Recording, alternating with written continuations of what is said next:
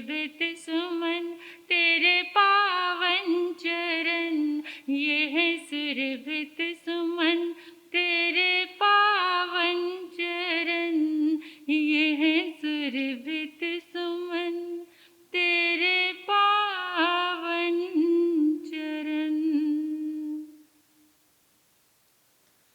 परमात्मा के दिव्य सूत्र जीवन का कल्याण करने वाले आप सुन रहे हैं। आज का सूत्र है संयमेनं भन्ते जीवे किंजनै। संयम से जीव को किस चीज की प्राप्ति होती है? अभी तक आप सोच रहे होंगे संयम किसके लिए है? किसके लिए? महाराज साहब के लिए। किसके लिए?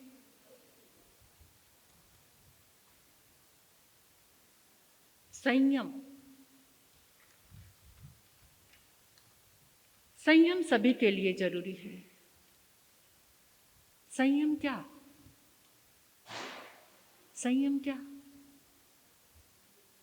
Self control. सेल्फ कंट्रोल, संयम हर किसी के लिए जरूरी है। संयम से क्या मिलता है?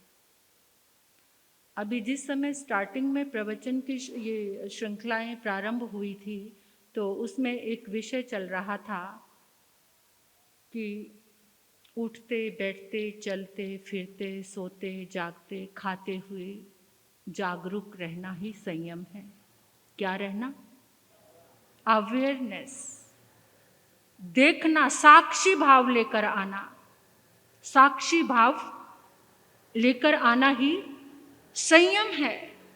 सेल्फ कंट्रोल वही कर सकता है जो देख सकता है, अवेयर है, जो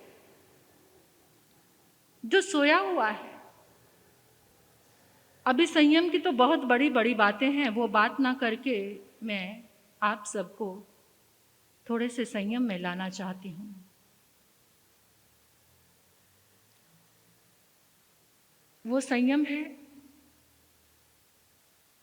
पानी का और भोजन का। क्या? तभी आप संयम तक आ गए। जो आश्रव द्वार, यहां पर परमात्मा से प्रश्न किया कि संयमेनं भन्ते जीवे किंजनै, संयम से जीव को क्या मिलता है? तो उसमें परमात्मा ने कहा कि संयमेनं अनहयतं जानै। क्या? कि अन आश्रव में वो जीव आ जाता है जो संयम की आराधना करता है, जिसके जीवन में संयम है। अनाश्रव क्या? यानी कि जो आश्रव के, पाप के जो मार्ग हैं, हिंसा के, अनाचार के, वो जो मार्ग हैं वो बंद हो जाते हैं, रुक जाते हैं, जिसके जीवन में संयम आता है। बड़े बड़े आयोजन होते हैं जैन समाज में।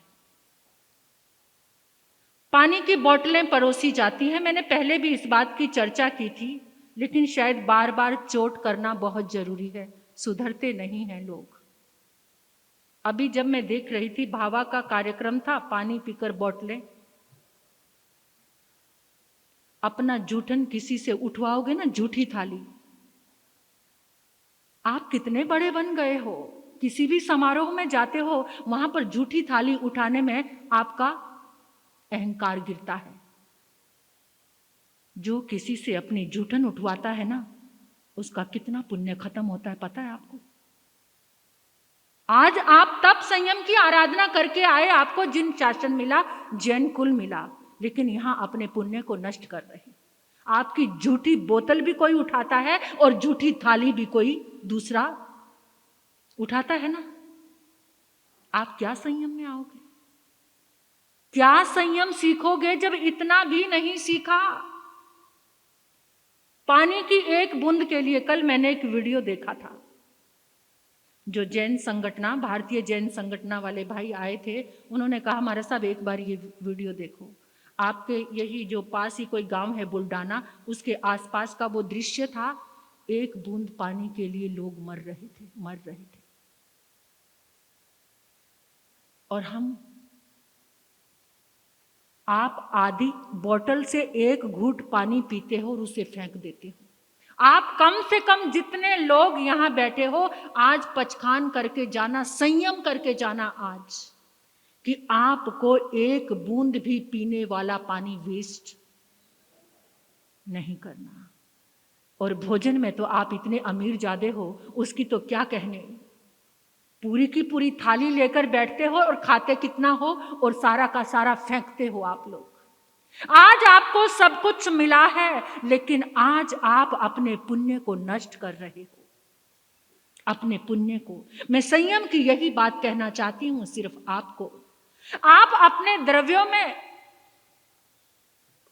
कंट्रोल नहीं कर पा रहे हो, आप अपने विवाह शादियों का पैटर्न चेंज नहीं कर रहे हो। कम से कम इतना तो चेंज कर दो कि जितनी आवश्यकता है उतना। बेंगलुरु में हम लोग थे, जैन कॉन्फ्रेंस का एक फंक्शन था। सुबह उठकर जहां पर आकर देखा ना, जो बड़ी बड़ी बातें कर रहे हैं ना लोग, उनके लिए कह रही हूं, मुझे कोई भय नहीं है, कहीं पर भी मेरी बात पहुंचे। वहां पर एक जैन कॉन्फ्रेंस का एक फंक्शन था और सुबह आकर उठकर हमने देखा, हम गणेश बाग में रुके हुए थे वहां पर बेंगलोर में। सुबह उठकर जब आकर देखा ना, जगह जगह आटे, गूंथे हुए आटे का ढेर पड़ा है, इतने रसगुल्ले बिखरे हुए हैं, इधर उधर छोड़कर गए हुए हैं लोग। आप इतना संयम नहीं सीख सकते कि जो चीज बची हुई है वो किसी के खाने के काम आ जाए, आपको दुआओं का सैलाब मिलना शुरू हो जाए। आपके यहाँ भी कार्यक्रम होते हैं, आप विवाह शादियां करते हैं, पार्टियां करते हैं, वहां पर क्या बचा ऐसे ही छोड़कर। इतनी झूठन, कम से कम वो किसी पशु के आगे ही लाकर डाल दो ताकि वो खाकर वो वेस्ट तो ना हो। मुझे बड़ी हैरानी हुई, क्या दुनिया को सिखाने, क्या दुनिया की सेवा करेंगे ये लोग? क्या करोगे आप लोग? इतने बड़े बड़े आयोजन दुनिया को दिखाने के लिए, जैन कॉन्फ्रेंस की मीटिंग थी, बड़ा फंक्शन था, लोग इकट्ठे हुए, अच्छे से अच्छा भाषण दिया होगा, और उसके बाद इतना जूठन छोड़कर, इतना वेस्ट करके चले गए। कम से कम 100 घर खा सकते थे उसे, 100 लोगों की भूख मिट सकती थी उससे। आज मेरे कहने का मतलब, ये समय की सुई तो बड़ी तेजी से भागती जा रही है, पीड़ा होती है। सौगन और पचखान लेकर जाओ, किसी भी फंक्शन में जाओगे, भर के थाली अपने आगे नहीं रखोगे। जितनी भूख है, जितना खा सकते हो, इतना सा भी अगर तुम जूठन छोड़ते हो तो याद रखना तुम अभी नहीं। पानी पीने का ढंग बदलो, तड़फ तड़फ कर मर रहे हैं लोग, और एक समय ऐसा आएगा कि हम भी तड़फेंगे। सारा पानी, इतना सा एक घूंट पानी पीते हो और बोतल फेंक देते हो। नौकर आकर, सेवक उस कचरे को इकट्ठा करते हैं और उठाकर, एक सिस्टम तुम सीख जाओ गुरुद्वारे जैसा। एक भी व्यक्ति अपनी जूठन किसी से जूठी थाली नहीं उठवाता, बल्कि मांस के रख के जाता। आप मांस के नहीं रख सकते, आप बड़े अमीर हो, बड़े पैसे वाले हो, लोग क्या सोचेंगे, इतना अमीर व्यक्ति अपनी थाली उठाकर रख रहा है, आपका सम्मान घट जाएगा। ये मत सोचो। कम से कम मांझ नहीं सकते, पूरे बाउल्स भर के सामने ट्रे रख देते हो, उसमें से वो एक उठाए या आधा उठाए, क्योंकि इतना तो आप डिसाइड करते नहीं हो कि पूरी एक कटोरी भर के उसके आगे रख दी कि सारा फिनिश करो। ऐसा नहीं करते हो, बड़े होशियार हो गए हो। लेकिन पानी की कीमत नहीं है, ड्राई फ्रूट की कीमत नजर में है, वो बड़ा महंगा है, वो पानी उससे बढ़कर है। एक बार को ड्राई फ्रूट खाए बिना तुम जी सकते हो, लेकिन पानी पिए बिना तुम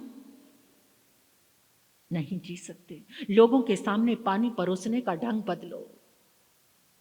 एक कलश में पानी रखो और दूसरा खाली गिलास पास में रखो। जो मेहमान आता है एक घूंट पानी पीता है, बाकी का पानी नाली में जाता है। सोचो, ये पहला संयम है, पीने का और खाने का। समय की सुई तो तेजी से दौड़ रही है। गुन्नी मैया के मुखारविंद से आप गाथा का अर्थ श्रवण करेंगे। वापिस फिर आऊंगी इसी संयम को लेकर आपके बीच में वापिस कल पुनः।